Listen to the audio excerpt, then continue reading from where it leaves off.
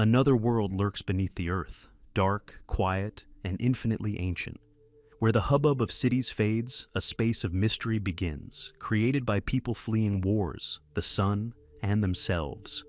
These cities lived their own lives, breathing beneath the earth, surviving eras, disappearing and being rediscovered, when archaeologists descended into the darkness with awe and trepidation. Today we will discover 15 genuine underground cities, from Turkey to China, from Scotland to Jordan. Each one is proof that humanity has always been adept at hiding from disasters, leaving traces of civilizations underground that remain inexplicable. Derinkuyu. Deep beneath the soft rock of central Anatolia lies a world that for centuries remained invisible even to those who lived directly above. This place is called Derinkuyu, a city that descends 18 levels into the earth, carved by the hands of people for whom darkness became a refuge. There are no streets or squares here, only tunnels, arched passages, and stone chambers, where every turn seems to hold the breath of those who once descended below, never to see the sun again. When archaeologists first reached these depths, they realized that humans were capable of building civilizations not only above ground, but also beneath it. The history of Derinkuyu goes back so far that its origins are lost between legend and conjecture. Archaeological evidence suggests that the first chambers may have been carved as early as Hittite times, over 3,000 years ago, but the city was finally formed during the Byzantine era, when Christians sought refuge here from persecution. Within these stone labyrinths, people created everything they needed for life: wineries, kitchens, livestock barns, schools, and temples. Even the ventilation system was designed with incredible precision.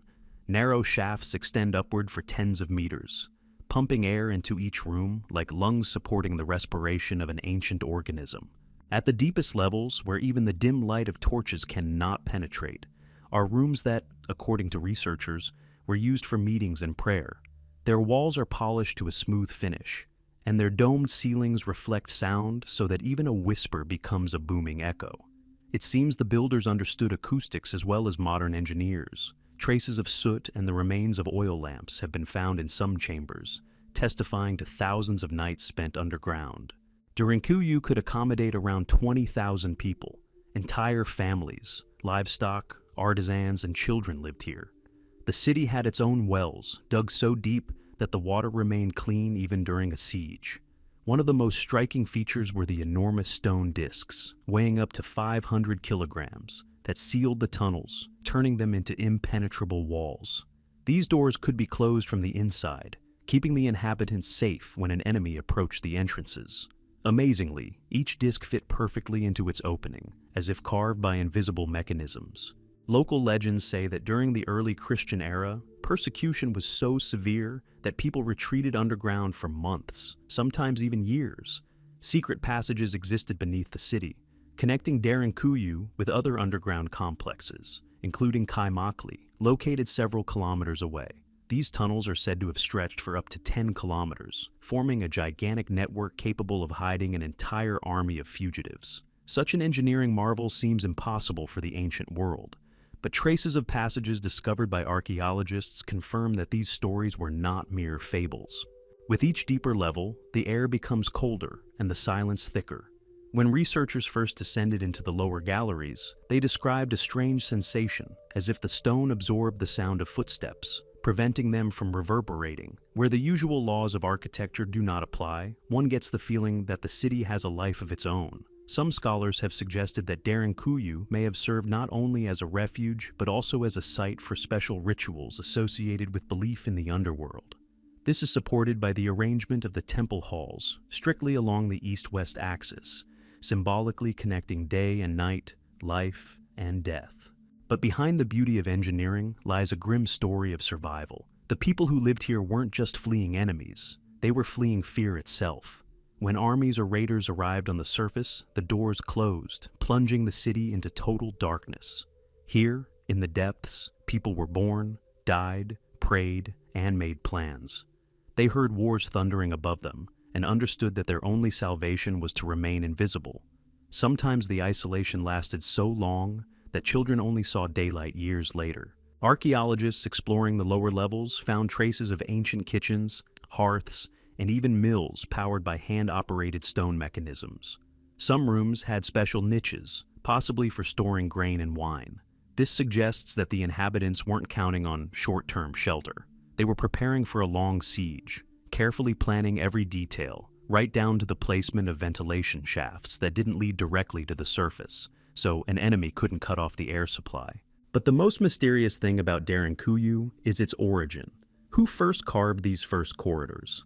Why did people choose this region, where soft volcanic rock allows for the carving of entire cities, but requires incredible precision to avoid collapses?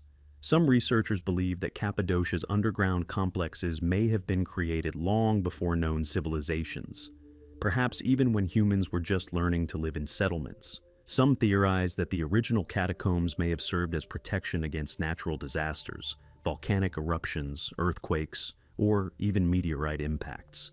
When a traveler descends the narrow staircases of Longyou today, they feel more than just the breath of antiquity. They feel as if they're walking in the footsteps of both fear and hope. Tool marks still remain in the walls, the air is cool, and in some corridors, a faint scent of earth permeates the air, as if the city still breathes. Tourists who navigate these labyrinths often report that down below, the sense of time is lost. There's no day, no landmarks, only darkness, stone, and silence, where every rustle echoes like the voice of bygone centuries. Today, Longyou is listed as a World Heritage Site, and each of its halls is protected as a relic of human genius. But even with modern technology, archaeologists admit that only a fraction of the city has been explored. Numerous passages remain closed, their directions unknown. Perhaps levels still lie hidden underground, undiscovered since Byzantine times. And while these secret doors remain locked, Longyou continues to preserve its grandeur. A city built not for power and glory, but for survival, where people learned to live without light but never lost faith in the future. Kaimakli. In the heart of Cappadocia, among jagged hills and gentle slopes like frozen waves of time, lies another underground world, Kaimakli. Its corridors are connected to Longyou by invisible arteries that run for kilometers underground, like ancient veins that once carried the life of an entire people. If Longyou is a symbol of survival, then Kaimakli is a symbol of perseverance, of that eternal human desire to build a home, even where there is no sun. This city didn't simply hide from danger. It lived, grew, developed, and created an order within itself that still amazes with its thoughtfulness. The first mention of underground settlements in Cappadocia dates back to ancient times. It is believed that the Hittites began to build them around the 2nd millennium BC, but Kaimakli took on its full form during the Byzantine era, when Christians were forced to hide from Arab raids and religious persecution. In these soft tufa rocks, they found not only refuge, but also a new way of life. Where desert and stone reigned above ground, an entire world arose underground, with temples, storerooms, kitchens, wineries, and schools, where children learned prayers to the hum of stone vaults. Kaimakli extends down 8 levels, but only 4 have been explored. Each represents a distinct living layer, designed with engineering precision. The upper levels house livestock quarters, kitchens, and workshops. The first tunnels, which supplied fresh air and water from underground springs, also ran here.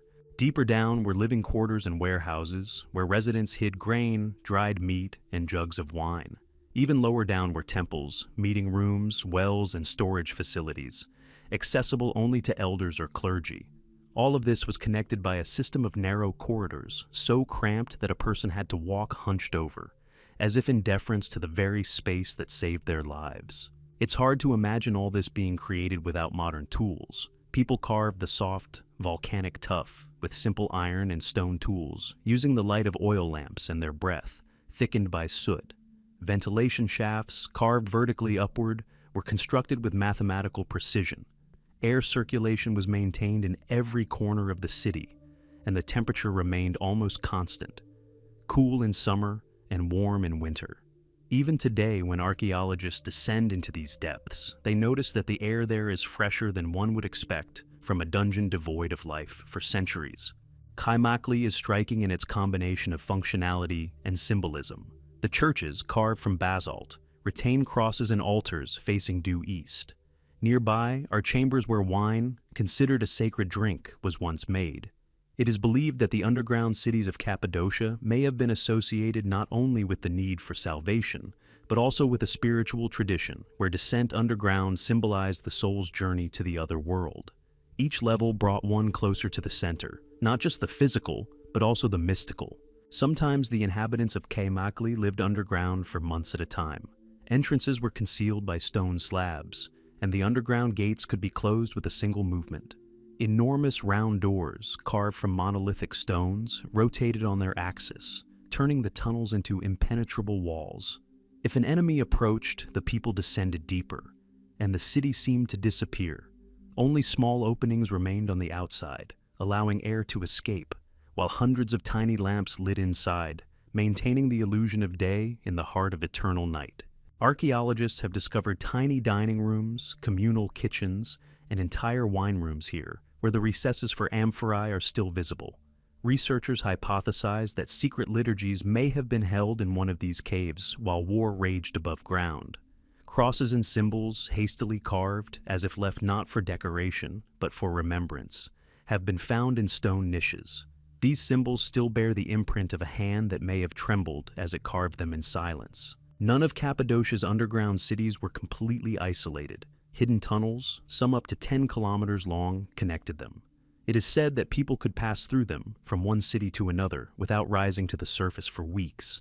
This connection made Kaymakli part of a vast network, an entire underground world that lived by its own rules. It is possible that it was this network that saved thousands of lives as empires crumbled and peoples vanished. Local residents still tell legends about ancient builders who, having descended underground, never returned. They believed that below offered shelter not only from enemies but also from the wrath of the gods. In one of the tunnels, the remains of ancient inscriptions were found, which translate as, "The world underground is a house without sky." Perhaps these words became their prayer, addressed to the silent rock that had protected them for centuries. Today, Kaymakli is open to visitors, but much remains to be explored. Scientists claim that beneath the visible halls, several more levels may be hidden, extending deeper than current equipment allows. Some corridors end in collapses, others descend into the unknown, and each one reminds us that we are only part of a much greater mystery. Even by the light of lanterns, the darkness here seems alive, thick, tangible, ready to engulf sound and memory. Kaymakli remains more than just an archaeological site, but a living testimony to the human capacity to create order, even in absolute darkness. Here, time ceases to exist, and space seems carved out not for survival, but for an idea. The city seems to speak with its silence. You can destroy the walls above, but you cannot destroy the will of those who learn to live in the depths of the earth. And perhaps, somewhere beyond the walls, levels still slumber that no one has seen. Stairways leading to chambers where, thousands of years ago, prayers resounded for a light that never reached these depths. As the last explorers emerge from Kaymakli, the daylight stings the eyes. After the darkness of the underground chambers, it seems as if the earth itself is pushing them back, to the noise and movement. But as they depart, each one knows, beneath their feet remains a whole world, breathing slowly and evenly, like the heart of antiquity.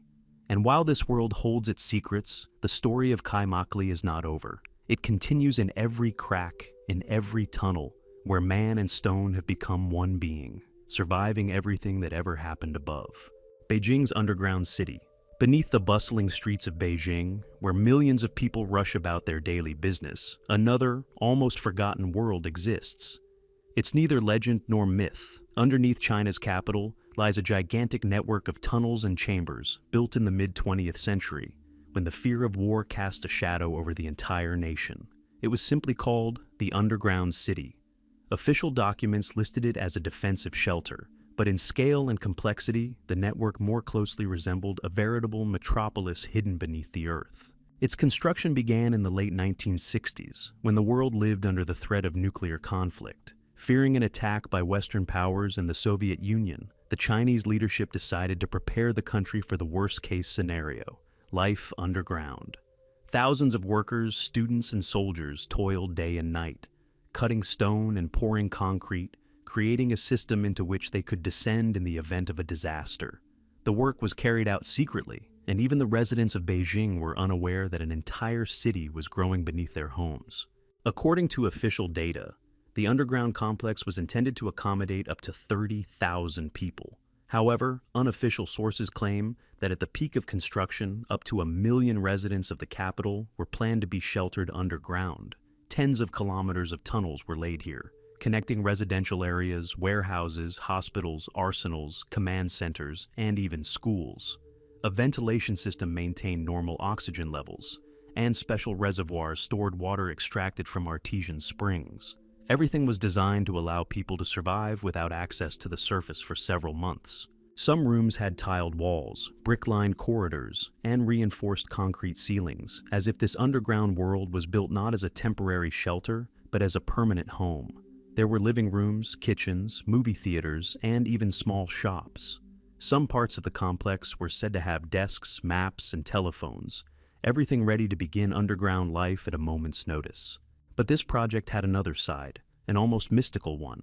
In those years, the fear of nuclear doom became something of a collective ritual. People learned to live with the idea that the sky might disappear, and they would have to seek salvation in stone. The city near Beijing became not just an engineering achievement, but a symbol of the era when humanity first realized it was capable of destroying its own world. The entrances to the underground complex were disguised as ordinary buildings, basements, schools, hotels. Some of them still stand, converted into museums or closed facilities. Archaeologists and researchers who have gained access have described the descent as almost surreal. Narrow staircases lead to halls where time seems to have stood still in the 1970s. Old slogans about defending the homeland hang on the walls, and gas masks and boxes with inscriptions calling for perseverance lie rusting in the corners. One of the most astonishing discoveries is a system of tunnels running beneath ancient temples and historic quarters. Some of them reach depths of over 80 meters. It is believed that, if necessary, it was possible to travel underground from the Forbidden City to the Jianmen district without ever reaching the surface. These routes were built not only as shelters, but also as secret escape routes for the country's highest officials. As the threat of war abated, the underground city gradually fell into disuse. Many tunnels were mothballed, and some rooms were converted into warehouses and technical areas. But over time, interest in them revived. In the early 2000s, part of the complex was open to tourists, allowing them to see halls that had been silent for decades. People descended there with lanterns and reported that the air seemed still, as if the city were still awaiting orders to come to life. However, much of the system remains closed. Chinese authorities haven't published precise maps or disclosed the project's scope. Some researchers believe it's not just a historical site, but a still-functioning network connecting the old bunkers with Beijing's modern underground utilities. The city is adding new subway stations, water supply lines, and tunnels every year, and perhaps somewhere deep below, the old underground world still lives on, hidden beneath layers of new construction. Locals tell stories that sound like urban legends. Some claim that the distant hum of old fans can still be heard underground. Others say that in some areas, while renovating buildings, workers accidentally uncover unknown corridors leading off into the darkness. Authorities quickly seal these passages, citing safety precautions. But every time a new shaft or staircase is discovered, interest in the underground city is reignited. Occasionally, journalists and researchers are granted permission to descend into restricted sections. They describe spacious galleries, walls with faded paint, and old posters with images of soldiers and inscriptions about duty to the country. It all seems like an echo of a bygone era, but at the same time, it evokes a sense of unease. After all, this city wasn't built for the future. It was built out of fear of it. Some Chinese historians claim that the idea of an underground city dates back to ancient traditions. Even during the Han Dynasty, underground storage facilities, shelters, and passages connecting palaces and monasteries existed. Perhaps the 1660s simply saw a revival of the ancient idea of finding refuge in the depths of the earth. But while the ancients built to hide from flesh and blood enemies, the new generation was sheltering from a faceless enemy, from the very possibility of world destruction. Today, as Beijing grows upward, constructing skyscrapers and glass towers, this forgotten labyrinth still stretches beneath its foundations. It recalls the time when humanity first gazed into the abyss it had created with its own hands. Tourists who walk through these tunnels often describe a strange sense of calm, as if the underground city not only survived an era of fear, but retained its essence. And yet, despite decades of investigation, unanswered questions remain. How many levels are truly hidden beneath Beijing? Where do the old bunkers end and modern infrastructure begin? And most importantly, why are the authorities still hesitant to reveal all their secrets? Perhaps the underground holds not only the memory of the Cold War, but something even greater, something never intended for the public eye. Beijing's underground city remains a living reminder of the fear that can build an entire state out of concrete and darkness. Its corridors hold the breath of millions who once braced for the end of the world and now live directly above it, unaware that beneath their feet lies a quiet, sleeping capital of the past. Until this city is fully discovered, it continues to exist as a symbol, a warning that humanity, having built a world underground, must never forget why it once needed to hide from its own future. Montreal? Beneath the streets of Montreal, where the bustle of the modern city resounds like an endless symphony of footsteps, horns, and voices, another world exists, quiet, smooth, and artificially eternal. It's called réseau, from the French word for network, and the name captures its essence, an underground web encompassing the city center and connecting neighborhoods, stations, office towers, hotels, theaters, and museums. But unlike ancient cities carved out of stone out of fear of an enemy, this world was born from man's desire to conquer climate and time. Réseau is not a shelter, but an extension of life underground, proof that even in cold and darkness, it is possible to build a civilization that sees no sun but doesn't need it. The story of underground Montreal began in the mid-20th century, when the city was rapidly expanding. Quebec's climate has always been harsh. Winters lasted almost half the year. Temperatures dropped to 30 degrees Celsius, and snow fell so thick that the streets turned into labyrinths of white walls. Then city architects proposed an idea that seemed almost utopian, moving part of life underground. In 1962, the first section of the underground complex opened, connecting the central station with several business centers. What began as a convenient passage gradually transformed into a gigantic structure, swallowing up more and more buildings with each passing decade. Today, underground Montreal encompasses over 32 kilometers of tunnels and chambers, forming a city within a city. It houses shops, cafes, cinemas, offices, metro stations, parking garages, and even residential buildings. It's estimated that over 500,000 people pass through réseau daily, and most of them spend a significant portion of the day there, without ever reaching the surface. This underground organism lives by its own rhythm, independent of the seasons and the vagaries of the weather. It's always warm, bright, and quiet, as if its own eternal spring reigns within the concrete walls. But this comfort has its own philosophy. Underground Montreal was born not only from a desire to escape the cold, but also from the desire to create an ideal space, free from the chaos of the outside world. The architects said that réseau is not just an engineering project, but a new form of urban culture, where people can live in a protected environment controlled by light, temperature, and sound.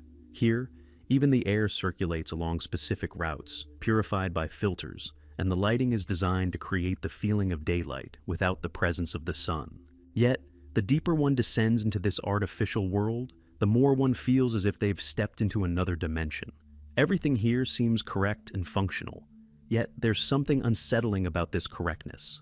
Psychologists note that many visitors to Montreal's underground spaces experience a strange sense of temporal loss, as if time passes more slowly underground. There's no cycle of day and night, no stars or rain, and one ceases to be a part of nature, becoming part of a machine. Réseau is sometimes called the modern equivalent of ancient underground cities, but with the opposite philosophy. If Longyou or Kaimakli were built to escape external horrors, the Montreal underground city was built to avoid inconveniences. Yet, they share something in common: the human desire to control the environment, to reshape it to suit one's needs. The walls here are concrete, the lighting neon, but the logic is the same as that of the ancient masters: to create a space where life can continue independently of the world above.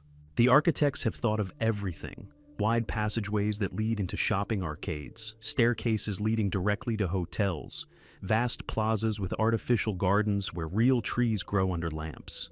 Even the sound of footsteps here seems muffled, as if the city itself doesn't want to disturb its own silence. In winter, The underground level becomes the main route. People walk from home to office, from office to restaurant, from restaurant to theater, without seeing a single snowflake. Underground, Montreal breathes evenly, calmly, like a living being adapted to the eternal cold. But there's a more hidden side. Some researchers note that Réseau's structure contains restricted areas not marked on official plans. These sections lead into old utility shafts, abandoned subway tunnels, and even into the basements of buildings dating back to the 19th century. Local legends claim that deep beneath the city, there's a second level where outsiders are not allowed. It supposedly contains Cold War-era fallback shelters and secret communications linking administrative buildings. Whether this is true or not, no one knows. But even official maps of Montreal's underground appear incomplete, as if someone deliberately left blank spots. Interestingly, city residents have a mixed attitude toward underground spaces. On the one hand, Réseau is a source of pride, a symbol of technological progress and adaptation to the northern environment. On the other, it evokes a strange sense of alienation. Many admit that spending too long underground is difficult. Their eyes tire from the artificial light, and their minds lose track of daylight. Perhaps this is why most entrances and passages are designed so that people don't feel like they're descending. The transition between the surface and the depths is as gentle as possible, as if the city doesn't want to frighten its residents. Some believe that underground Montreal is a harbinger of a future where humanity will live in climate-controlled structures, protected from the outside environment. The climate is changing, ecosystems are collapsing, and what once seemed utopian may become a necessity. If this future truly comes to pass, Réseau will be its progenitor, the first city to prove that living underground is possible not out of fear, but out of convenience. Yet even in this perfect world, there's a trace of an ancient anxiety. When the shopping arcades close in the evening and the flow of people fades, the underground city is plunged into a silence like the breathing of a giant sleeping beast. Only the occasional lantern remains in the darkness, casting dim pools of light on the gray walls. At this moment, it becomes clear that no technology can completely banish the feeling of loneliness that always accompanies underground spaces. After all, underground, a person remains face to face with themselves, with their memories and fears, even when surrounded by concrete and electricity.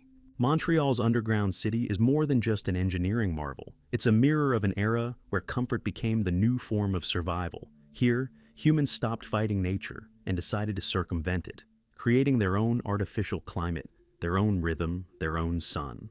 But pause for a moment in one of the long corridors and listen to the silence, and you realize that beneath this civilized veneer, the old echoes of ancient dungeons still resound, the same echoes that once hummed beneath the stone vaults of Quai Makli and Longyou. And this echo reminds us that no matter how technologically advanced, humans will always seek underground not only warmth, but also the peace they lack above ground. Edinburgh, beneath the cobbled streets of Edinburgh's Old Town, where the facades of buildings bear the marks of centuries and the air is thick with rain and the smoke of old fireplaces, another city lies hidden, gloomy, forgotten, yet once alive. Its name is Mary King's Close. This is neither legend nor fiction, but a network of buried streets where the walls of houses, staircases, doors, and even windows still remain. Here, beneath the heart of the Scottish capital, time stood still approximately 3 centuries ago. And since then, the city beneath the city has breathed slowly and evenly, as if not dead, but simply asleep, waiting for someone to knock on its stone doors again. The story of Mary King's Close begins in the 17th century, when Edinburgh was overcrowded and the houses were so close together that sunlight barely penetrated the narrow passages. People lived in buildings 10 and even 11 stories high, their lower levels often buried underground. These dark layers were home to artisans, merchants, and the poor, those who couldn't afford to live above. The streets were so narrow that they seemed like cracks in the city's fabric. With each passing decade, Edinburgh grew taller, adding floors and floors, while the old streets gradually filled in, becoming invisible to the new world. When the plague swept through Edinburgh in 1654, these lower levels became traps. The disease spread quickly, the bodies of the dead were burned in the cellars, and soon the Close district became a symbol of fear. Legend has it that city officials ordered the streets to be walled up to stop the spread of the disease, and those who couldn't escape were left inside. In any case, by the 18th century, these places had disappeared from maps, and new buildings rose above them. A second city emerged beneath the old Edinburgh, darker, cramped, and silent. For a long time, the Close was barely remembered. But in the 20th century, when the city's public utilities began to be reconstructed, builders stumbled upon ancient archways. Beyond them, narrow streets opened up, seemingly frozen in time. The dust of centuries coated the stone walls, and the air smelled of damp and coal. Researchers found rooms with fireplaces, wooden beds, and household items, as if their owners had simply left and never returned. Some doors still bore scratched crosses, a sign of hope left behind in the final days of illness. Today, Mary King's Close is one of Edinburgh's greatest mysteries, a place where the past is literally hidden underground. Tourists descend there with lanterns, and every step echoes, as if the walls remember everything that happened within. Guides say you can still feel the breath of the old city here, damp, heavy, filled with whispers and groans. Some claim that one of the rooms is haunted by the ghost of a little girl named Annie, who died during the plague. Her story became so famous that visitors began bringing toys, leaving them against the wall as an offering of remembrance. Today, this room is strewn with teddy bears and dolls, transformed into a quiet shrine to a lost childhood. Archaeologists have established that Mary King's Close consists of dozens of rooms and passages carved directly into the rock. In some places, the ceilings are low, while in others, the vaults rise higher than a person's head. The system is designed to allow air circulation, and rainwater drains through channels that still function. Traces of old oil lamps are visible on the walls, and the remains of coal, rusty tools, and clay vessels lie in the corners. Everything here suggests that this was a true city, bustling with life, until another one arose above it, newer but no more vibrant. What's particularly impressive is the way the layers of history literally overlap. Standing below, you can hear people passing overhead, the hum of traffic, the chimes of St. Giles's Cathedral. Between the past and the present are just a few meters of stone. Edinburgh is one of the few cities where this juxtaposition can be physically felt. Below is the 17th century, above is the 21st, and both continue to exist simultaneously, separated only by time and dust. Scholars still debate why this particular area was completely buried. The official story is that the Close was filled in during the construction of a new municipal building in the 18th century to strengthen the foundations. But old chronicles tell a different story. According to them, the streets were indeed sealed off due to disease, and those who didn't have time to leave their homes were trapped underground. Legends claim that screams could be heard from below during the night, and then all was quiet. And although archaeologists have found no evidence of mass graves, this silence remains the most terrifying part of the story. Psychologists studying the reactions of people descending into Mary King's Close note a unique state, a combination of fear and curiosity. Here, a person encounters the past not as a memory, but as a presence. The stones, the doors, the stairs, everything seems too real to be simply a museum. Even the light of the lanterns can't completely dispel the darkness. It seems to absorb it, returning the space to its pristine twilight. It is this feeling that makes underground Edinburgh one of the most powerful symbols of how history never dies, but simply waits to be rediscovered. Night tours of the Close are incredibly popular. People descend there in the semi-darkness, listening to tales of plague, ghosts, and the city's secrets. But the true power of this place lies not in its legends, but in the silent testimony of time. Families lived in these rooms, knowing that no one was waiting for them above. They died not from fear, but from inevitability. And now their city has become part of another, invisible yet alive. When you rise back to the surface and emerge onto the Royal Mile, the very air above seems lighter. But the memory of the underground streets lingers. Edinburgh is built so that its past is always beneath its feet, hidden but not forgotten. Mary King's Close reminds us that every city harbors its shadows, and sometimes it is these shadows that speak the truth. After all, life still goes on beneath Edinburgh's surface, quiet, lightless, yet full of presence. And if you listen carefully in the silence of the city at night, you can hear how, somewhere below, the footsteps of the past still echo with the echoes of the present. Silesian catacombs. On the outskirts of Rome, where stone roads lead beyond the city limits and the air is thick with the scent of laurel and dust, lies a place where the past isn't simply preserved, but breathes. The Silesian catacombs are not just an underground cemetery, but an entire city of the dead, spreading for kilometers underground. Their silence is not reminiscent of peace, but of expectation, as if the souls that have left their bodies still watch over those who dare enter their eternal corridors. Death is not felt here, only the presence of time, made infinite. The catacombs arose in the 2nd century AD, when Rome's first Christians lived in fear of persecution. Forbidden from openly burying their dead within the city, they turned to the earth, to its darkness and protection. In the soft, easily carved volcanic tuff, they began carving tunnels and chambers where they could bury bodies and gather for prayer. Over the years, these catacombs expanded, developing into a complex network of galleries and halls. Archaeologists estimate that more than 60 such complexes exist beneath Rome, and the Silesian catacombs are among the oldest and most extensive. At depths of up to 20 meters, passages stretch so narrow that a person could only walk one behind another. Hundreds of niches, loculi, were carved into the walls where bodies were laid to rest. Each loculi was covered with a stone slab, and names, symbols, or short messages were inscribed on it. Sometimes these were lines about eternal life, sometimes simply the sign of a fish, an ancient symbol of the Christian faith. More spacious halls housed sarcophagi belonging to wealthy Romans who converted to Christianity. In some places, frescoes have been preserved, vibrant despite the centuries. They depict scenes from the Gospel, doves, shepherds, lamps, and anchors, symbols of hope and salvation. The silence here is peculiar. It's not frightening, but it makes you feel the weight of the space. Every step echoes into the distance, as if the sound awakens ancient names inscribed on the walls. Researchers say the catacombs are designed like a living organism. Ventilation shafts rise to the surface, allowing air to circulate, and the tunnel system is laid out along strict lines, as if the creators understood geometry as well as engineers. Some corridors form patterns reminiscent of a cross, while others converge in circular halls that served as meeting places.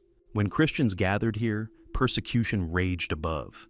In these stone halls, they lit lamps and prayed, standing among the bodies of the dead. For them, death wasn't an end, it was a beginning. Each loculus became not just a grave, but a promise of return. Perhaps that's why the air of the catacombs doesn't feel gloomy. It has a strange calm, as if it's not the memory of death that dwells here, but faith in life. In the 3rd century, the catacombs became a true sanctuary. Martyrs and priests were buried here, and sacred objects and relics were hidden here, saving them from destruction. During the imperial era, when Christianity was banned, the entrances to the catacombs were concealed. Only the initiated knew the secret passages leading to the underworld. It is said that many Romans walked these galleries unknowingly, unaware that thousands of bodies lay beneath their feet. Later, when Christianity became the official religion of the Roman Empire, the catacombs ceased to be a place of mystery. But by then, they had already become a symbol. People came here to remember the martyrs, to sense the presence of the faith born in darkness. Medieval pilgrims descended with torches and walked kneeling along the walls, touching the slabs as if they were relics. Even during the Renaissance, artists and scholars descended into the catacombs to find inspiration in their simplicity and silence. Archaeologists who began systematically exploring the Silesian catacombs in the 19th century were astonished by their scale. The galleries stretched for tens of kilometers, intersecting at various angles, forming a labyrinth in which it was easy to get lost. Some sections went so deep that the temperature remained unchanged for centuries. In one of these chambers, scientists found an inscription carved by a hand that lived almost 2,000 years ago. "Live in the light, even when darkness surrounds you." These words became a kind of epigraph for everything the catacombs contained. Today, thousands of people come here. Tours are conducted on limited routes, but even a short journey leaves a powerful impression. The light of lanterns glides along the walls, revealing frescoes and inscriptions from the darkness. Sometimes it seems as if someone is walking beside them, not with their steps, but with their presence. Many report feeling a strange sensation, not fear, but a reverent touch of eternity. After all, these corridors remember not only the names, but also the breath of those who prayed here, believing that God would hear even beneath the earth. Scholars still debate why the Romans chose this particular form of burial. It may have been a practical choice. In the dense urban environment, land was expensive, and underground galleries allowed them to conserve space. But most historians are certain that it was more than just a matter of rationality. The catacombs symbolize the belief that death does not destroy the bond between people. This is a city where the living and the dead shared a common space, where prayers resounded over the bodies of those who had already passed beyond the grave. When you emerge onto the surface, the sun is blinding. The warm air seems almost alien after the cool silence of the catacombs, but the feeling remains, as if part of a world that has not died remains underground. The Silesian catacombs are a memory of a time when faith lived in darkness, when people built cities not for glory, but for hope. And perhaps that's why they still stand, not destroyed, not forgotten, but as if still waiting for someone to light the lamp again and remember that even underground, man is capable of preserving the light. Mother, on the slopes of Mount Parnassus, where the wind echoes like the whispers of ancient gods and the air smells of stone and pine, lies a place rarely mentioned in guidebooks. It's called Mati, the Eye, and this short name conceals one of Greece's most mysterious underground structures. It's located near sacred Delphi, where priests once proclaimed the prophecies of Apollo, and everything in this land seems permeated with the breath of antiquity. But Mati is neither a temple nor a tomb. It's a crypt, a labyrinth of galleries carved out of stone, at a time when writing was just beginning to take shape and man already knew how to commune with the darkness. According to archaeologists, these underground passages were discovered in the mid-19th century, when farmers searching for a water source stumbled upon unusual stone vaults. Initial exploration revealed that the underground space contained not just a cave, but a carefully constructed system of rooms connected by narrow passages and staircases. The walls were smooth, with no traces of random carving, with precise angles and even vaults, as if craftsmen with technologies beyond their time had crafted them. Researchers found traces of ancient inscriptions, but most of them were written in an archaic Greek dialect that has yet to be fully deciphered.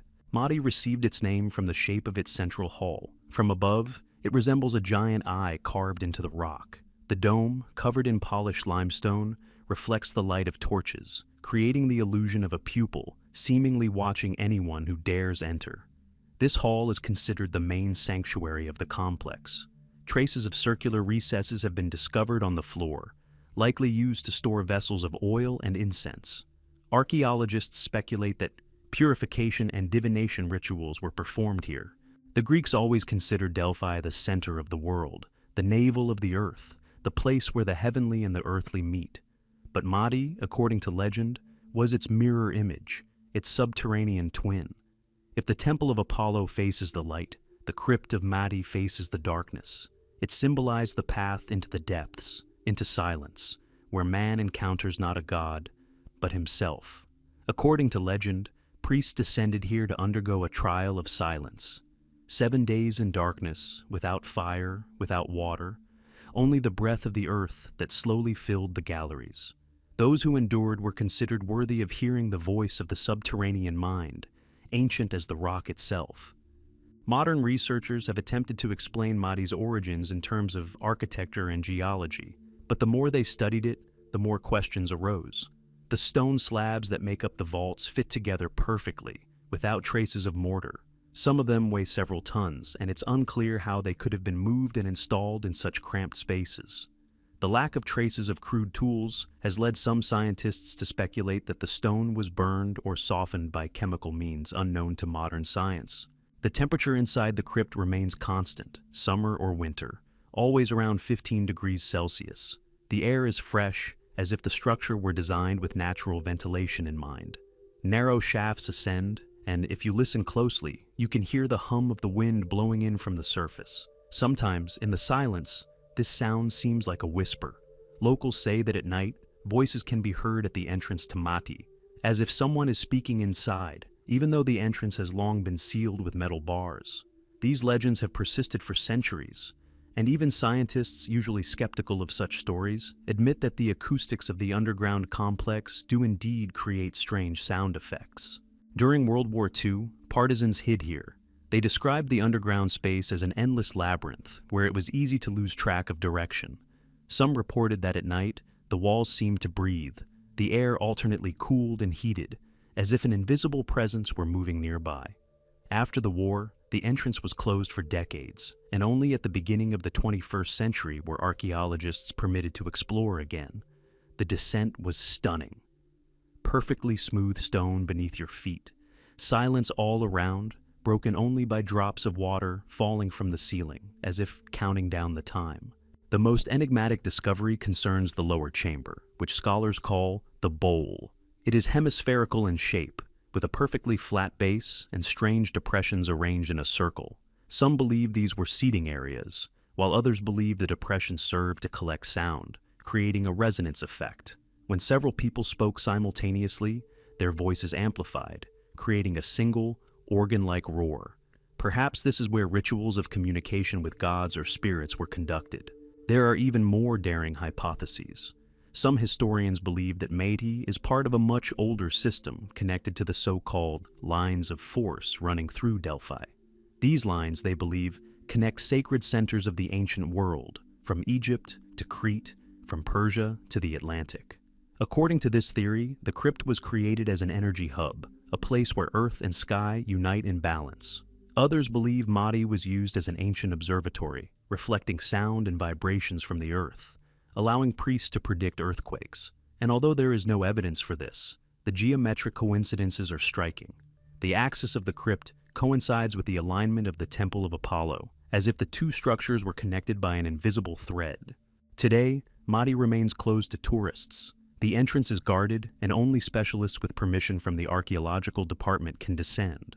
Photography is prohibited, and the few images that have leaked online are controversial. Some consider them proof of the existence of an underground temple.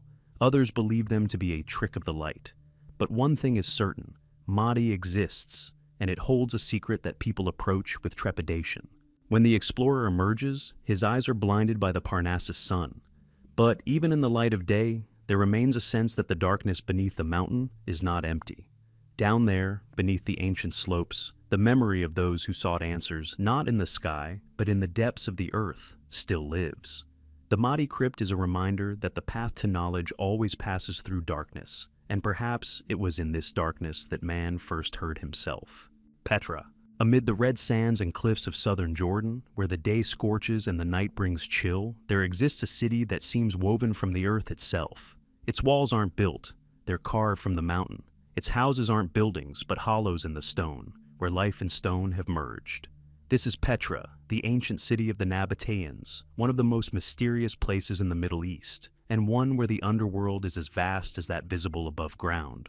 Behind its pink sandstone facades lie kilometers of secret passages, tombs, and subterranean chambers, where the breath of time can still be felt in every stone. Petra was the capital of the Nabatean kingdom over 2,000 years ago. Situated between the desert and the sea, it stood at the crossroads of trade routes connecting Egypt, Syria, and Arabia. Caravans carrying incense, gold, and silk flocked here. But what's most striking isn't the city's wealth, but its structure. The Nabateans built Petra not on the surface, but within the rock. They carved the facades of temples and houses directly into the mountains, and beneath them, in layers of red stone, they concealed an entire underground world. When a traveler enters Petra through the narrow Essek, it feels as if they're passing through the artery of a living organism. The stone walls rise tens of meters, reflecting the faint light that filters in from above. And then, as the road suddenly opens, the famous building, Al-Khazne, or the Treasury, appears before them. Its facade glows with a golden pink light, but behind this beauty lies a secret. Much of the structure is buried deep within the mountain.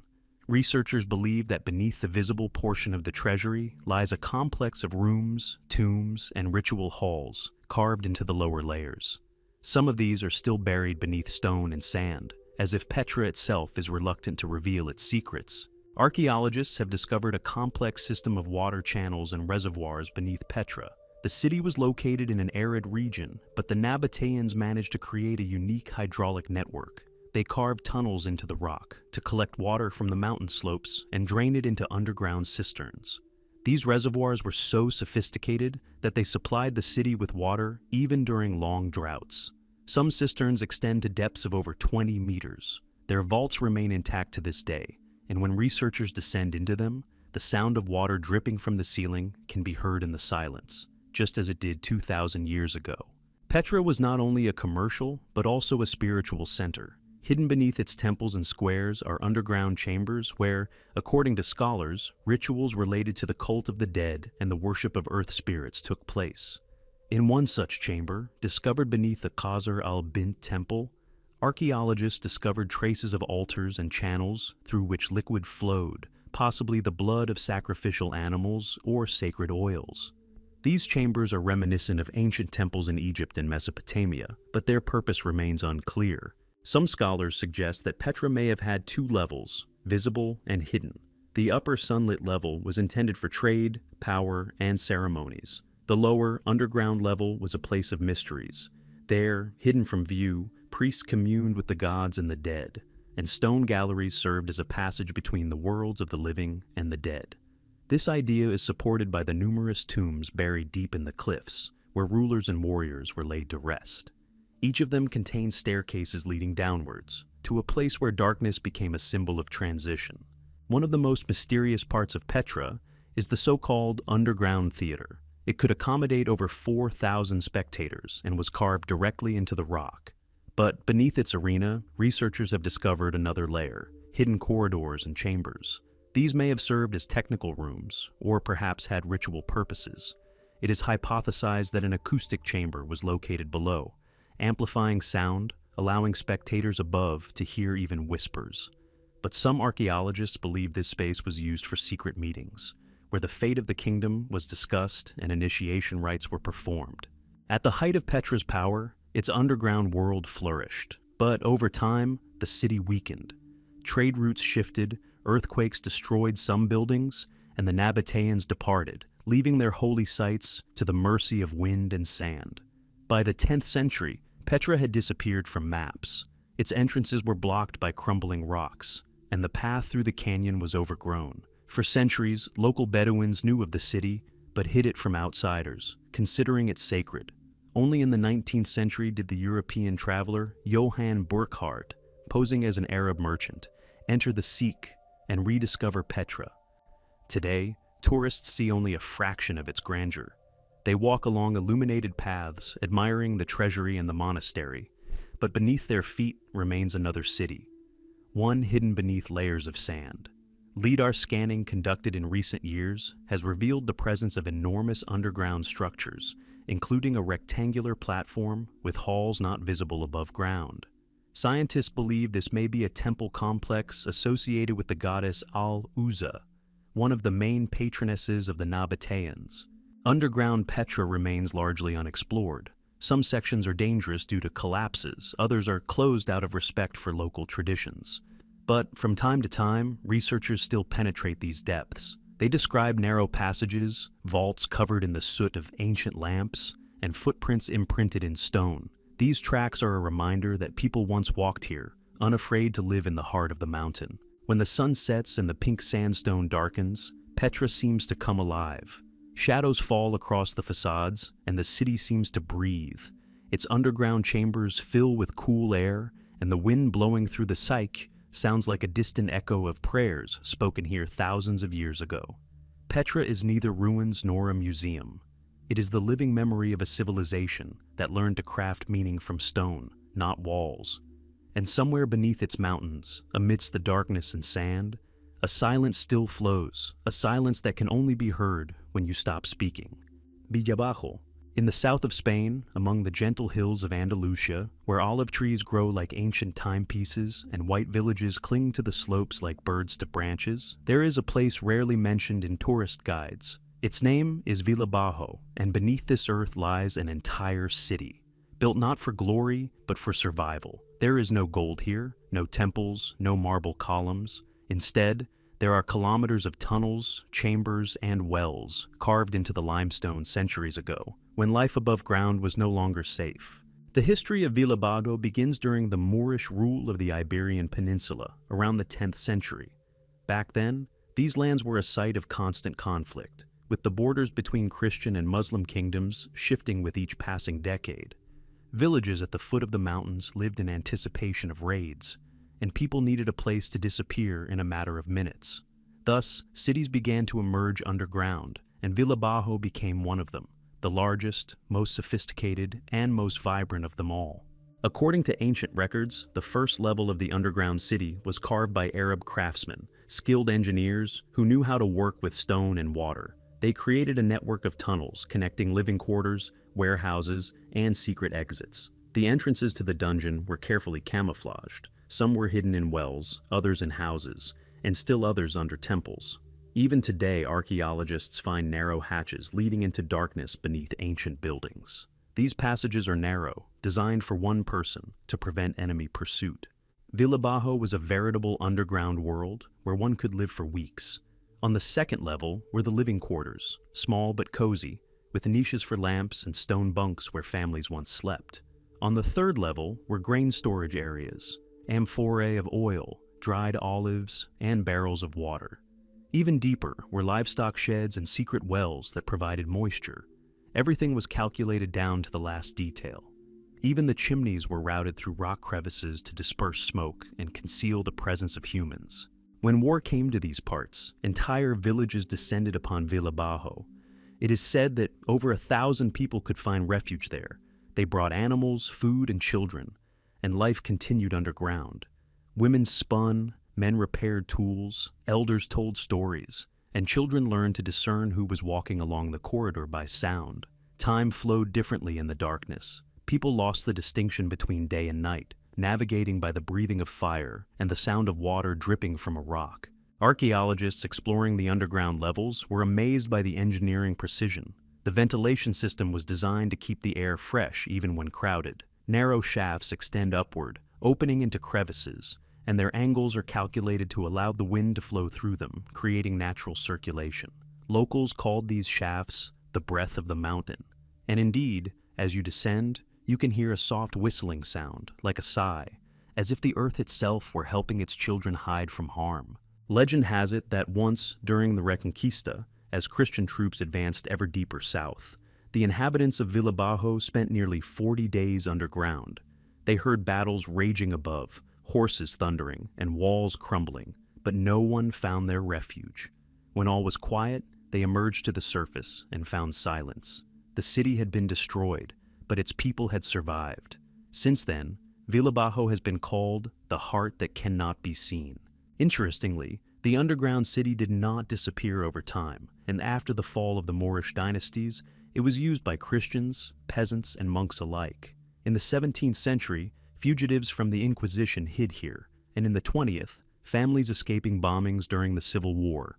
Each century left its mark. Crosses on the walls gave way to Arabic script, then to crosses again, and somewhere near an ancient niche, children's toys from the mid-20th century were found. Villa Bajo became a chronicle of underground survival, a place where history was not written with pen, but carved into stone with a chisel. Today, some of the underground galleries are open to explorers. Archaeologists describe Villa Bajo as a 5-level structure, with over 3 kilometers of tunnels remaining. Some lead nowhere, while others end in collapses. Traces of soot are still visible on the walls, and the remains of clay vessels, charcoal, animal bones, and even tools have been found in the recesses. One of the galleries is decorated with a carving in the shape of a sun, although sunlight never shone there. Perhaps this was a symbol of hope, left behind by generations who lived in darkness. But not everything in Villa Bajo can be explained rationally. Researchers note that in some corridors, sound disappears completely. Speak a word, and it seems to be absorbed into the walls. Even footsteps become silent. Scientists attribute this to the peculiarities of acoustics and the softness of the limestone, but locals are convinced it's the breath of the past, unwilling to be disturbed. When archaeologists emerge to the surface, the world around them seems brighter. The light stings their eyes, and the air smells of dust and grass. But beneath their feet, an entire city remains, its veins of stone still holding the warmth of their hands. Villa Bajo is neither an architectural marvel nor a museum. It is a memory of fear transformed into a home, of people who learned to hide their lives underground, lest they be lost to the light. And if you listen carefully in the silence of the Andalusian hills, you can catch the faint sound of the wind passing through ancient shafts. It is the breath of the mountain, a reminder that beneath the calm surface, the memory of those who knew how to disappear in order to survive always lives. Nausa. In the Iranian desert, amid sandy plains and ancient clay houses, where the sun seems motionless and shadows melt in the heat, a city lurks underground, a city that for centuries remained a mystery even to those who lived directly above it. It's called Nausa, or Nushabad, a city of light underground, built not for luxury but for salvation. Outwardly, it's an ordinary settlement with narrow streets and brick houses, but open one of the wells or stone hatches, and another world unfolds beneath your feet, cold, damp, and infinitely ancient. Historians believe the underground city was built during the Sassanid period, approximately 1,500 years ago. During that period, Iran was constantly plagued by invasions and wars. Nushabad lay on the route to the capital, and residents knew an enemy could appear unexpectedly, so they created a network of tunnels, which over time developed into a veritable underground labyrinth. It extended to a depth of over 20 meters, contained several levels, hundreds of rooms, ventilation shafts, and secret exits beyond the city. All of this was built not by the whim of rulers, but by the efforts of ordinary people striving to survive in a world where life was too cheap. Archaeologists who first descended into Nushabad at the beginning of the 21st century were astonished by the scale of the structure. On the first level were rooms where people hid during surprise attacks. Hearths, stone beds, lamp recesses, and water jugs have been preserved here. On the second level were corridors connecting the houses. Every resident knew where the entrance was and could disappear underground in a matter of minutes. On the third level were the deepest passages, which led to secret exits outside the settlement. In case of danger, it was possible to leave the city and reach an oasis or a road without emerging above ground. The ventilation system was astonishingly sophisticated. Narrow shafts cut into the rock extended tens of meters upward, creating natural air movement. Even with high temperatures on the surface, the underground remained cool. One could remain there for weeks without feeling the heat. Some researchers believe that Nushabad's engineers utilized a knowledge of thermodynamics far ahead of its time. They created angular passages where the air was cooled and the heat was released through specially cut channels. Local legends say that Nushabad was built by order of a king who dreamed that an enemy would appear out of nowhere and destroy his people. Upon awakening, he ordered the city to be dug underground to protect the lives of his people. From then on, people began building their homes with secret hatches leading below. Each house had its own entrance to the labyrinth, and no one but the residents knew where it was. Enemies could capture the city, but not the people. They disappeared, literally dissolved into the earth. Over the years, the underground city grew increasingly complex. New levels, passages, reservoirs, and food storage rooms appeared. In some places, the corridors are so narrow that an adult would have to walk sideways, hugging the wall. But this was logical. If an enemy found the entrance, it would be difficult for them to move and fight. The inhabitants, however, knew the way and could move quickly, using the side passages. Thus, simple peasants created one of the most complex defense systems in the history of the ancient East. But Nushabad is more than just a fortress. It is also a place where life took on unusual forms. Below ground were prayer rooms, small shrines, and even wells from which water could be drawn. Some walls are covered with inscriptions and symbols, perhaps prayers or the names of those who survived the siege. On one of the stones, archaeologists found a carved figure of an eye, a symbol of protection. Folk tales said that the eye of the earth watches everyone who enters, and if a person enters with evil intentions, the labyrinth will close and prevent them from leaving. During the Mongol invasions of the 13th century, Nushabad again became a salvation. As the hordes marched through the desert, the inhabitants disappeared underground. Chronicles recount how the enemy entered the city and found no one, no people, no animals, no food. They believed spirits lived there. After the invaders left, the inhabitants emerged from their shelters and continued their lives as if nothing had happened. Thus, Nushabad repeatedly saved its people from total annihilation. For hundreds of years, the underground city remained a mystery. The entrances gradually filled with sand, the houses collapsed, and memory was lost. Only chance brought it back to the world. In the early 2000s, a local resident, while digging a hole for a water pipe, fell into the void. A narrow passage opened beneath his feet, leading to a huge hall with stone arches. Thus began modern excavations.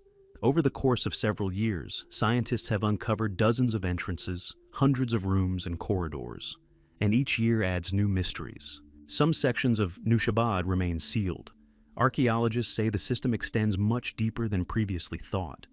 In some places, measurements show voids at depths of up to 30 meters, but no one has descended there. It's possible that even older layers lie hidden there, the remains of settlements that predate the Persians. This is supported by the fact that some tunnels were cut with different tools than the rest of the complex, and their alignment doesn't match the known layout. Today, Nushabad is open to visitors. Tourists descend illuminated staircases, see smooth walls, and feel the coolness that remains constant even on the hottest day. Guides tell stories of the people who lived here, of fear transformed into mastery, and of silence that saved lives. When the lamps go out, the space plunges into absolute darkness, and only the sound of breathing reminds you that you're still here. Nayusa remains a living reminder of the lengths humans will go to survive. This city is not a symbol of defeat, but a testament to strength. The people who built it understood that life cannot be left to chance. They created a world where even fear took shape as architecture, where stone became an ally and darkness a home. And today, standing above these lands, it's hard to believe that right beneath them, in the cold depths, once beat the heart of an entire people who learned to disappear lest they vanish forever. Wieliczka. Not far from Krakow, beneath the green hills of Lesser Poland, lies a world difficult to describe simply as a mine. Wieliczka is not a mining site, but an entire underground kingdom created by the hands of people who, in carving out the salt, carved out their own faith, art, and life along with it. At a depth of over 300 meters, corridors, galleries, and halls stretch into the darkness for many kilometers. This underground city smells of minerals, antiquity, and prayer. It breathes moist air saturated with salt, and every wall bears the marks of thousands of hands that, over centuries, mined the white gold of the earth here. The history of Wieliczka began in the 13th century, when monks from neighboring settlements discovered salt in the springs, glittering like glass in the sun. According to legend, the Polish Queen Kinga threw her wedding ring into a Hungarian mine, and a few years later, the ring surfaced in a lump of salt found here, near Krakow. Since then, the mine has been considered blessed. People believed that salt was not just wealth, but a gift that cannot be forgotten. Over time, Wieliczka grew into one of the largest salt complexes in Europe. Hundreds of kilometers of corridors were carved here, along with shafts, staircases, and wells. But the workers who descended into the depths every day weren't simply mining minerals. They were building an underground city. To ward off madness in the darkness, they decorated their walls, carving statues, creating altars, and constructing chapels from salt. The result was a space unlike anything on the surface, a city of light, created in eternal darkness. The crown jewel of Wieliczka is the Chapel of St. Kinga, carved entirely from salt rock. Situated at a depth of 100 meters, it amazes even those who have seen the world's greatest churches. The ceiling is decorated with carved ornaments, the walls gleam like polished mirrors, and the floor is paved with slabs of salt, polished to a radiant glow. Everything here, the altars, chandeliers, statues, and icons, was carved by miners. The walls are decorated with biblical scenes in which lamplight reflects as if in water. In this place, one understands that faith can be carved even from the darkness of stone. But Wieliczka is more than just a temple. It's a vast organism, each branch serving its own purpose. On one level are lakes filled with salt water, so dense that a person can't drown. On another, there are ancient mechanisms, wooden wheels used to haul ore to the surface. There are also long halls where miners held meetings, celebrations, and even theatrical performances. One of these halls still hosts concerts today. The sounds of organ and violin resonate softly and pure, reflecting off the salt walls, as if the walls themselves were singing. The mine's engineering precision is astounding. The ventilation system ensures the air below remains fresh and the humidity level stable. Wieliczka is more than just a mine, but an underground city, meticulously designed. Hundreds of kilometers of corridors intersect at 90-degree angles, creating a network in which it's easy to get lost without a map. But for those who lived and worked here, these passages were like streets, familiar, homely, full of sounds and smells. A unique climate reigns underground. The temperature remains constant. The air is saturated with salt ions, And so, Velichka has long been not only a monument, but also a healing center. Sanatoriums have been established in its depths, where patients spend days breathing the healing air, as if in the womb of the earth. This is one of those places where a person doesn't simply receive treatment, but rather returns to their roots, to a place where life and stone merge into one breath. Yet, beneath all this beauty lies a burden. Hundreds of people perished in the mine over centuries of work. Sometimes the rock would collapse. Sometimes fire would consume the wooden beams. Sometimes there simply wasn't enough air. And yet, Velichka never ceased to exist. Each new level became an extension of the old, and the city grew downwards, like the roots of a tree reaching into the heart of the earth. Archaeologists have found ancient tools, helmets, and lamps in the depths, which the miners left behind as talismans. It seemed each of them understood that one day they would not rise again, but their labor would remain part of the underground world. As you descend into Velichka, time loses its meaning. The steps lead ever deeper, the air becomes cooler, and the walls become ever brighter, as if glowing from within. At a depth of 200 meters, chambers open up where you can hear your own breath reflected off the stone. And suddenly you realize you're in a space that belongs neither to the past nor to the present. This is a world where man has learned to create beauty, not for the eyes, but for the soul. Today, Velichka is listed as a World Heritage Site, and millions of people visit it every year. But even the crowds of tourists can't destroy the sense of silence that hangs in the air. When the tour ends and the lights dim, only the soft glow of the salt remains, and it seems as if the town lives its own life, slowly breathing deep within the earth. Velichka is a reminder that humans can transform even labor and fear into art. This is a city built not by architects, but by the hands of those who knew the value of life and death. Every tunnel here is like a line of prayer, every hall like a heart pulsing within the planet's depths. And when you emerge onto the surface, the sun seems alien, because underground, in the cold, damp darkness, a speck of light remains, carved from salt, and it never fades. Halsaflieni. In the heart of Malta, among the quiet streets of Paula, beneath ordinary houses and gardens, lies a world older than the pyramids of Egypt.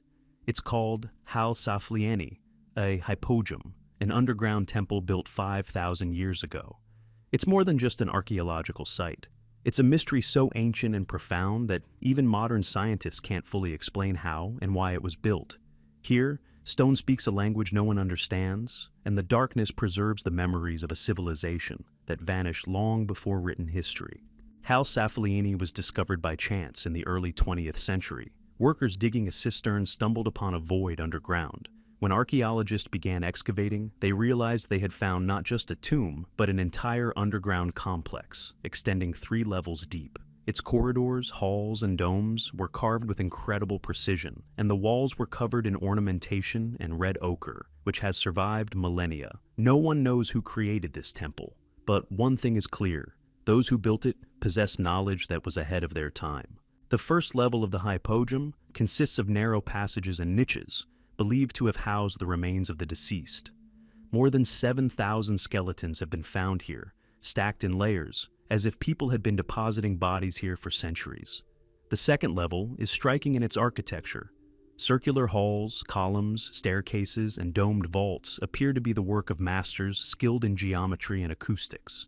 In one of the halls, known as the Oracle Room, something inexplicable occurs. The sound of the human voice is amplified several times over, filling the space with a deep, vibrant echo. Scientists claim that the frequency of the sound in this room matches the resonance of the human body. This means that the rituals performed here could have affected not only hearing, but also consciousness. The third level is the most mysterious. It is almost completely dark and remains only partially explored. Round chambers with smooth walls and deep wells filled with water have been discovered here. Some archaeologists believe that burial and initiation rituals took place here. Others believe the lower level was used for storing relics or for astronomical observations, not in the traditional sense, but through sound and vibration. According to one theory, the hypogeum served as a unique instrument capable of amplifying voices and singing, creating a sense of the presence of the gods. Everything in Halsaflieni speaks of thought and design. Even the shape of the halls is not random. They resemble the structure of the human body. The central chamber resembles the heart, the corridors are arteries, and the side niches are organs.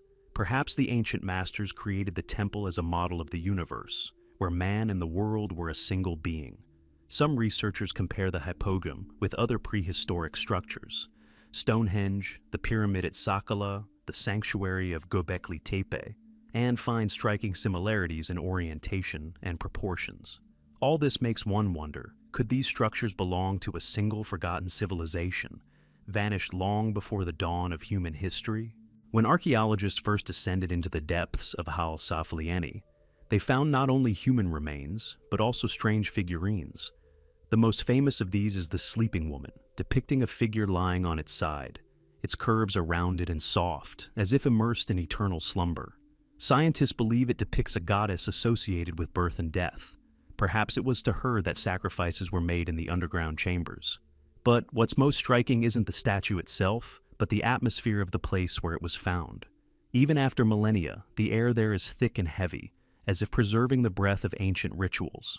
In the 1970s, researchers noticed that the hypogam affected people in unusual ways. Some experienced a feeling of lightness, others anxiety and a strange pressure in the chest. There were recorded cases where the sound of a whisper caused a group of people to experience the same vibration in their bodies.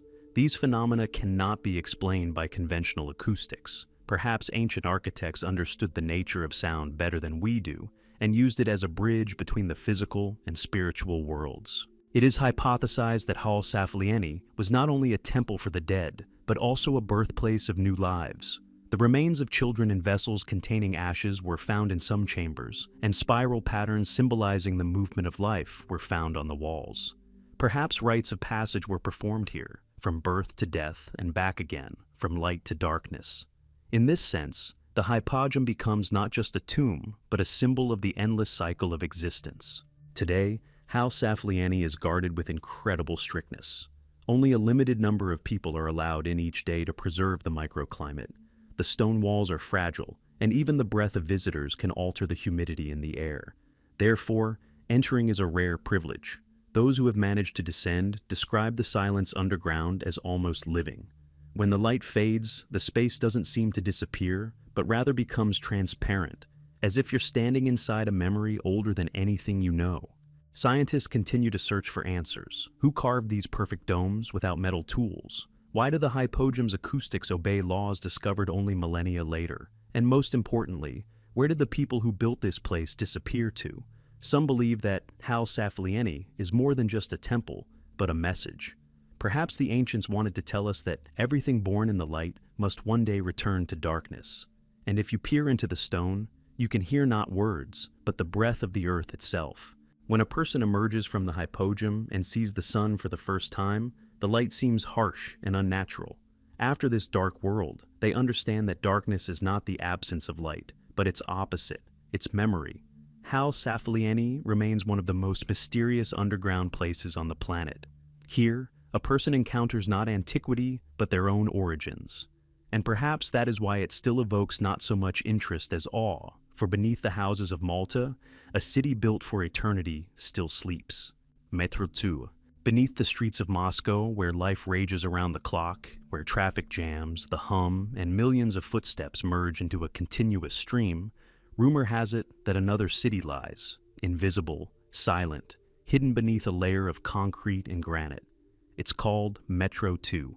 For some, it's a myth born of Cold War spy legends. For others, it's one of the most carefully guarded state secrets of the 20th century. Rumor has it that beneath the regular metro lines, a second system exists, a parallel, deeper one, connecting government buildings, bunkers, military headquarters, and residences. Official archives make no mention of it, but the more Moscow grows, the more frequently traces of this subterranean ghost surface.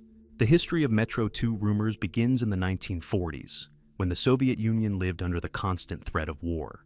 After the outbreak of World War II, Moscow prepared for a siege. And on Stalin's orders, underground shelters began to be built in the capital. At the same time, the idea arose to create a network of secret tunnels that would allow the government and army to move around the city even during bombing raids. These tunnels, rumored to be built simultaneously with the regular metro, went deeper, up to 200 meters. Officially, they didn't exist, and workers involved in the construction signed non-disclosure agreements under threat of imprisonment or death. In the late 1980s, the underground network first became publicly known. U.S. Department of Defense reports mention the existence of a tunnel system in Moscow called D6, built to connect the Kremlin with military installations outside the city. This document caused a sensation, but no one could confirm or deny the information. Then journalists and researchers began searching for clues. They discovered strange closed stations, staircases descending behind metal doors, and rumors of trains running at night without passengers. One of the first to speak openly about this was a metro engineer who claimed to have seen blueprints of the second network. He described lines leading from the Kremlin to government residences, to the FSB building on Lubyanka Square, to command posts near Vnukovo, and even to suburban facilities rumored to house underground cities. These claims seemed insane until, in the 1990s, a huge concrete tunnel was discovered on the outskirts of Moscow, aligning with the line the engineer had described. The entrance was quickly welded shut, and the area was placed under guard. Since then, Metro 2 has become part of urban folklore. Some swear by hearing trains rushing without lights beneath the stations at night. Others tell of chance encounters with uniformed men emerging from closed doors in regular metro tunnels.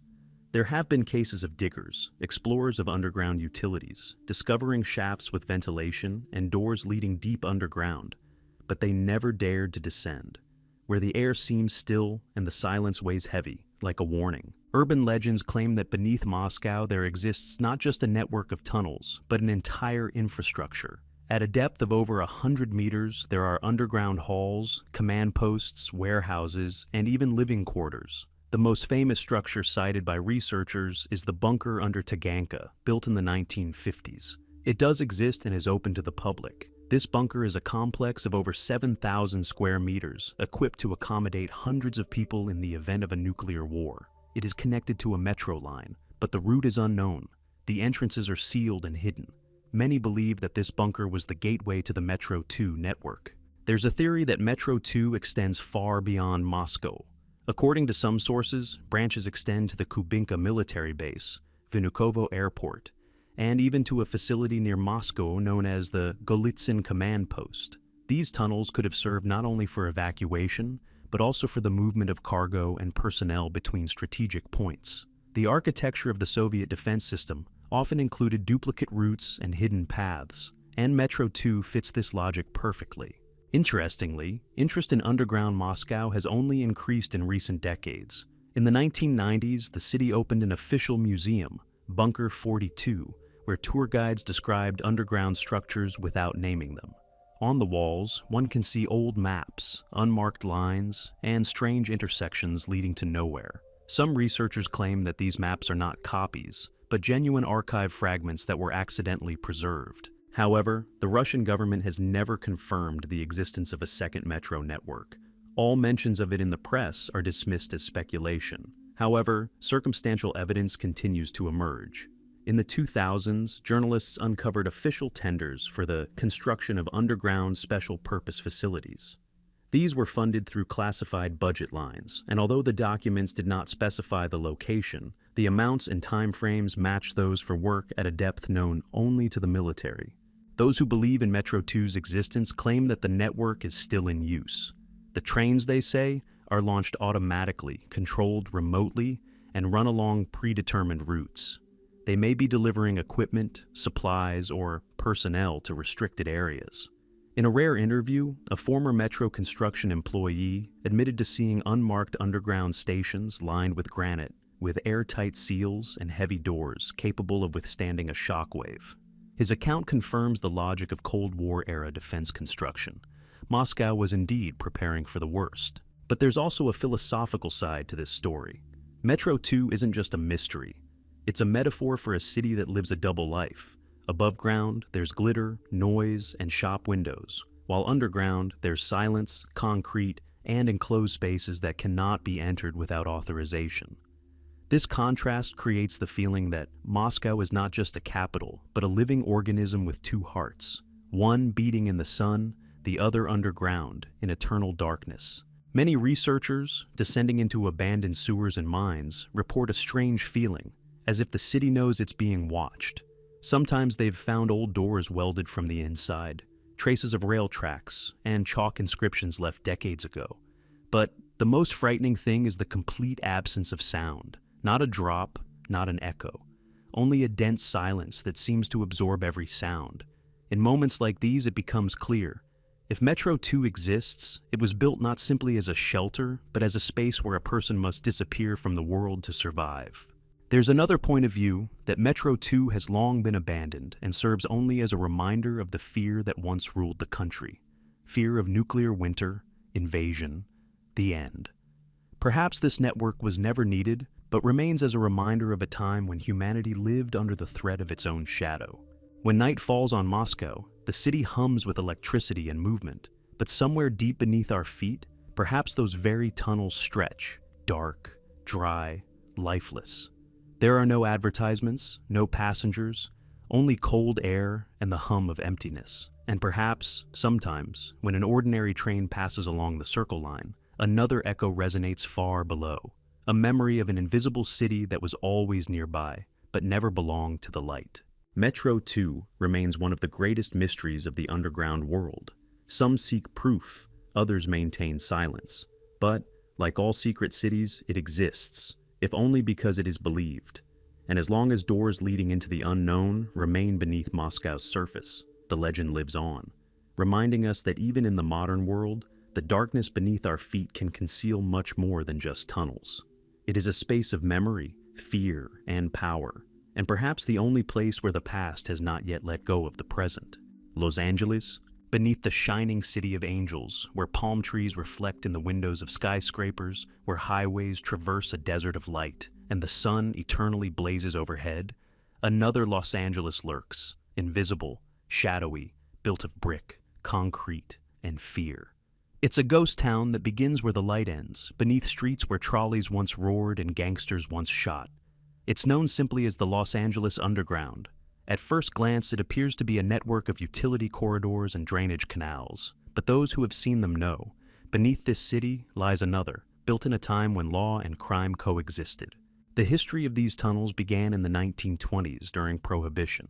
When the sale of alcohol was banned, a new life opened up beneath the city streets. Hidden passages appeared in the basements of banks, hotels, and restaurants, connecting buildings. They were used to transport cases of whiskey and gin, hide fugitives, and operate speakeasies and gambling dens. The entrances were carefully concealed. One might be hidden behind a bookcase, another under an elevator hatch, a third in a church basement. Los Angeles, which appeared pious and clean from the outside, was permeated with the smell of alcohol, tobacco, and danger on the inside. The most famous tunnels stretched from the Olvera Street area to the city center. Some of them had been used even earlier, during the gold rush, when they were used to lay drainage systems and the first telegraph lines. But in the 20th century, they found a second life. Here, underground, a different set of rules reigned. The mafia, corrupt police officers, and club owners made deals by the light of kerosene lamps, while above, rain washed away their traces. It was rumored that there was a secret corridor beneath the courthouse through which criminals could be escorted from their cells to the courtroom without being seen by the public. This corridor still exists today, abandoned but still intact, as if waiting for someone to walk through it again. When Prohibition ended in the 1930s, the tunnels didn't disappear. They became a refuge for others, the homeless, runaways, and those seeking refuge from the world. Over the years, underground Los Angeles became steeped in legend. It was said that some tunnels stretched for tens of kilometers and connected to sewers, and that somewhere deep beneath the city, there was an abandoned subway station where lights still flickered at night. There were also stories of people disappearing after exploring the underground. Some claimed to hear music, footsteps, and even laughter echoing underground, even though the streets above had long since fallen asleep. In the 1950s, authorities decided to close most of the old tunnels. Some were filled with concrete, others were simply sealed with iron doors. But it didn't help. Los Angeles continued to live two lives, the bright daytime one and the nighttime one, hidden beneath their feet.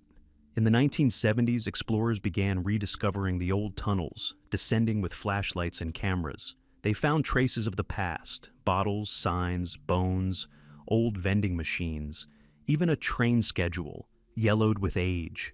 All of this lay in silence, covered in dust and salt, like museum exhibits forgotten in the earth itself. Some of the tunnels were constructed with astonishing precision. They featured arched vaults, brick walls, and ventilation shafts.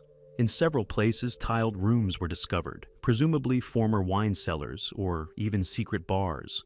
One such room, beneath an old bank building, still retains polished marble columns and a metal staircase leading upward into nowhere. The city has grown and rebuilt, but beneath it, a void remains that still smells of time. Interestingly, Los Angeles's underground tunnels bear not only the memory of crime, but also traces of human ingenuity. During World War II, they were used as shelters, and during the protests of the 1960s, as secret routes for activists to evade police. Even today, there are closed sections beneath the city, accessible only to municipal employees. Some of them lead to old subway lines, others to Cold War-era bunkers. One of them is said to still contain supplies of water and food, left in case of disaster. Underground Los Angeles has become a true myth. Guides take visitors on tours through partially open tunnels, telling tales of mafiosi escaping through manholes, and journalists reporting to the hum of a train passing somewhere above. But the more they talk about it, the more the feeling grows that the real secrets lie deeper. After all, no one knows where the network ends and how many entrances remain undiscovered. Urban archaeologists claim that tunnels run beneath the historic center, beneath the old train station, beneath the library, and beneath buildings dating back to the early 20th century. Some connect to the sewers, creating entire underground labyrinths. Old maps show sections where the lines are interrupted, as if someone deliberately removed parts of the routes. Perhaps this is a coincidence, or perhaps the traces of those who did not want the world to know the full truth. In recent years, authorities have begun reinforcing old underground spaces to prevent collapses. But even beneath the concrete, legends persist. Residents say they can hear a rumble in some neighborhoods at night, as if a train were passing underground. Sometimes sinkholes appear in the streets, revealing old arches and brick walls, and below, a darkness that extends farther than the beams of streetlights can reach. Each such incident renews interest in the underground city, reminding us that Los Angeles stands on a fragile foundation, a past that refuses to be forgotten. Philosophers say Los Angeles's underground tunnels aren't just a historical detail, but a reflection of the city's very nature. After all, this metropolis has always existed on the border between light and darkness, glory and vice, dreams and ruin. Its twin remains underground, a city of illusions, fear, thirst, and escape. Where jazz and gunfire once resounded, now only echoes reflecting off brick. But if you listen closely, you can hear a rhythm like a pulse, as if this underground world isn't dead, but simply biding its time.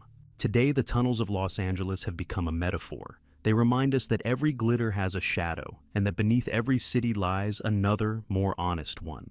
There are no facades or advertising, only concrete and memory. When you gaze at the glow of the skyscrapers at night, it's hard to imagine that just a few meters beneath them stretch the empty corridors where people's destinies were once decided. Los Angeles, a city of light, lives on the bones of its own darkness. And perhaps this is precisely its strength, that beneath its golden skin, beneath layers of asphalt and glass, it still preserves its past without attempting to erase it. The underground tunnels are the heart of old Los Angeles, beating quietly but stubbornly beneath the hum of cars and the footsteps of millions. And while silence reigns somewhere below, the city above never forgets that all greatness is always built on mystery, and beneath every street there could be another, the one where it all began. Setenil de las Bodegas. In the south of Spain, in the heart of Andalusia, where white houses seem to merge with the sun and the air smells of wine and stone, there exists a place that seems impossible, a city hidden not underground, but in the earth itself, growing inside a mountain and becoming its extension. Its name is Setenil de las Bodegas. Here, the streets disappear into the cliffs, the roofs of the houses are natural vaults, and the windows look not to the sky, but into the thickness of the stone. This city seems to live between two worlds, light and darkness, surface and depth. It is not carved from the rock, like Petra, nor dug into the earth, like Villa Bajo. It was born from the rock itself, as if the stone itself had once decided to become a home. Setenil overlooks the Guadalporcin River, which has carved its way through the soft limestone for centuries, forming caves and overhanging grottos. People came here in prehistoric times. The first settlers found shelter in natural niches, where the stone provided protection from the wind and sun. Over time, they began to build walls, insert doors, and erect beams, not by destroying the rock, but by embracing it as part of their home. Thus, a unique phenomenon emerged, a city that, rather than opposing nature, integrated itself into it. Medieval chronicles recount that Setenil was an impregnable fortress during the Reconquista. Its caves and underground levels provided shelter for Moorish warriors, and narrow passages cut into the cliffs turned the city into a labyrinth where one could disappear in an instant. When Christian troops approached the walls, they besieged Setenil 7 times before they were able to capture it, hence the origin of its name, Sete Nihil, 7 times nothing. The city endured, remaining a symbol of human resilience and cunning. The underground part of Setenil is strikingly well thought out. There are no typical tunnels leading off into the darkness here. Everything is different. The houses are built directly into the cliffs, and the caves serve as roof, wall, and protection all at once. In some houses, the ceilings are enormous overhanging layers of stone, stretching for tens of meters. Standing inside, it feels as if the earth hangs overhead, but it doesn't oppress. In fact, it imparts a sense of peace. These stone vaults keep the interior cool in the summer and warm in the winter, creating a natural climate that modern engineers could only dream of. Many houses extend several levels deep into the mountain. On the ground floor are the kitchen and living room, on the second floor are the bedrooms, and below are warehouses where wine, oil, and olives were stored for centuries. It is said that beneath some houses are ancient tunnels connecting neighboring streets. They may have been used as secret passages during sieges.